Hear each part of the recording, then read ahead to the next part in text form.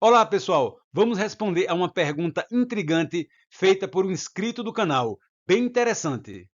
E a pergunta é a seguinte: professor, num transformador monofásico elevador de 100 para 1000 volts, a relação de espiras deve ser de 1 para 10.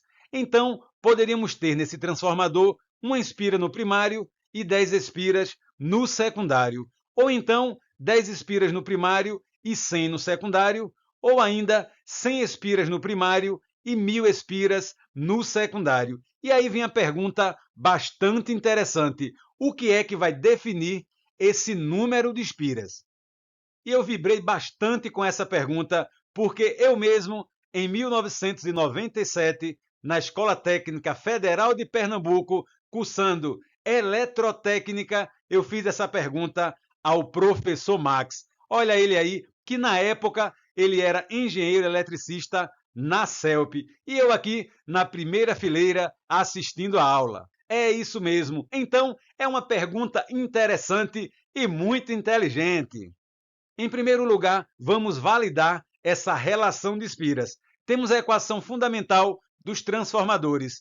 Tensão do primário está para o secundário, assim como número de espiras do primário está para o número de espiras do secundário. Substituindo os valores, encontramos de fato que a relação de espiras entre enrolamento primário e secundário é de 1 para 10. Matematicamente está tudo certo, mas existem vários outros fatores que devemos analisar.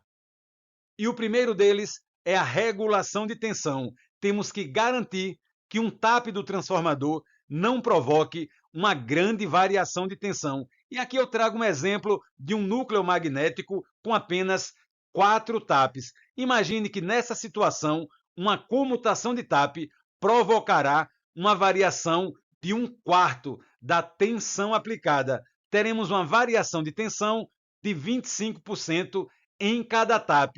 Então, nós já podemos perceber que não há condição de haver poucas espiras.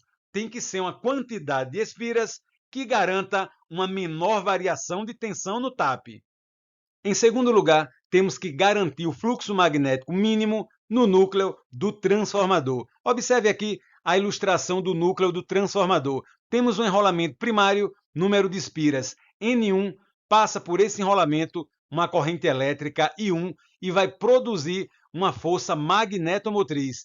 E essa força magnetomotriz da teoria do eletromagnetismo dos circuitos magnéticos nada mais é do que o produto do número de espiras pela corrente elétrica. E a partir dessa força magnetomotriz será então gerado um fluxo magnético pelo núcleo. E esse fluxo vai induzir uma tensão pelo princípio da indução eletromagnética no enrolamento secundário. E esse fluxo magnético é a razão da força magnetomotriz dividida pela relutância. E essa relutância é uma oposição à passagem do fluxo magnético. Então, observe, temos que garantir no transformador um fluxo magnético mínimo para que haja garantia de acoplamento magnético e a correta indução eletromagnética, produzindo a tensão no secundário. E aí nós podemos atuar em duas formas, alterando a relutância,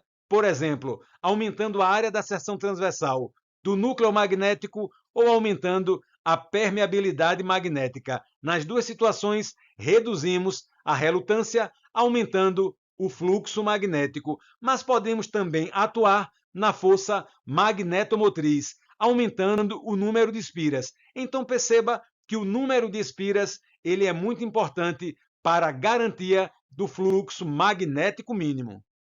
Uma terceira condição é a saturação magnética. Temos que garantir a não saturação do núcleo magnético em operação normal. Esse núcleo ele não deve saturar, porque se houver saturação, teremos dispersão e isso aumentará a relutância. Observe o seguinte, o que vem a ser saturação? O núcleo magnético ele é formado por domínios magnéticos, como pequenos ímãs. Perceba nessa ilustração o núcleo desmagnetizado. Temos domínios magnéticos desorientados.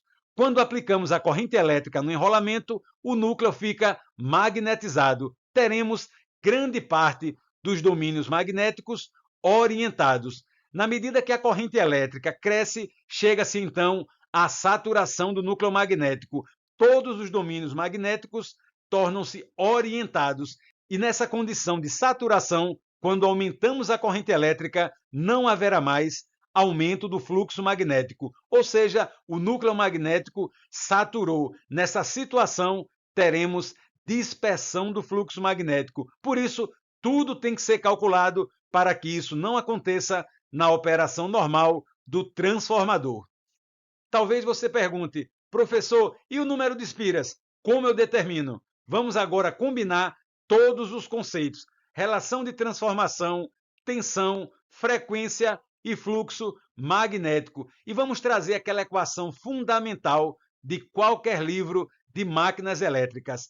E isolando o número de espiras, temos então essa equação. Perceba que o número de espiras de enrolamento ele depende da tensão aplicada, da frequência da rede elétrica e do fluxo magnético que circula pelo núcleo. E esse fluxo magnético nada mais é do que o produto da área da seção transversal pelo máximo campo magnético sem haver saturação desse núcleo.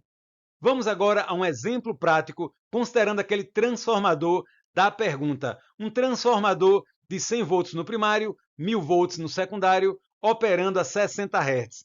O núcleo magnético suporta um campo magnético de 1,2 Tesla sem saturar.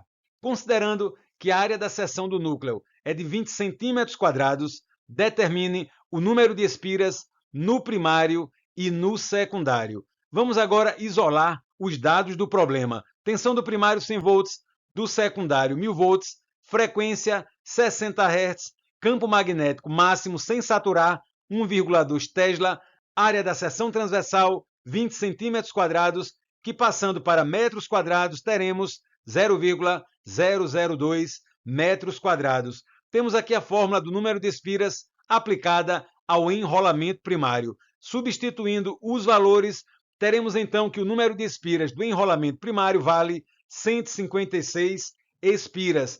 E utilizando a equação fundamental do transformador, encontramos o número de espiras do secundário, 1560 espiras. Agora sim, temos o número de espiras atendendo relação de transformação e também os compromissos com fluxo magnético, tensão aplicada e frequência da rede elétrica. No entanto, não termina por aí. Fizemos análise de todos esses parâmetros, mas para um transformador comercial ainda há a necessidade da modelagem do transformador, daqueles ensaios de curto-circuito e ensaio a vazio, para determinar as perdas e a eficiência do transformador. E a partir dessa modelagem pode haver alteração do número de espiras. Valeu, pessoal! Eu espero ter respondido essa pergunta. Perceba que são diversas condições complexas, mas vale muito a pena para aumentar nosso conhecimento. Um forte abraço e bons estudos!